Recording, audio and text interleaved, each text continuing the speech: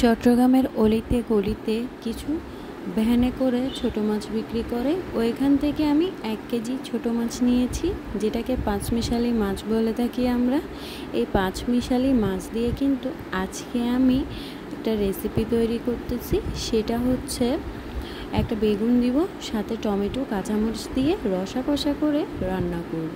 আমার রান্নাটা কিন্তু একবার যে খেয়েছে এইভাবে রান্না করে সে বারবার খেতে মন চাইবে।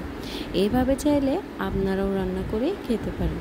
এই রান্নাটা কিন্তু খেতে বেশ হয়, আপনারা একবার ট্রাই করে দেখবেন। এর সাথে বানিয়েছি চিংড়ির বড়া। চিংড়ি মাছের বড়াটা বানানোর জন্য কিন্তু আমি ভ্যান থেকে 1 কেজি চিংড়ি মাছ নিয়েছিলাম। ওইখান থেকে বেশ কয়েকটা আমি বড়া বানিয়েছি। আর বড়াগুলো খেতে অনেক জুসি এবং সুস্বাদু। আপনারা চাইলে একবার ট্রাই করুন। চিংড়ির বড়া রেসিপিটা জানতে চাইলে কমেন্টে জানাবেন। আল্লাহ হাফেজ।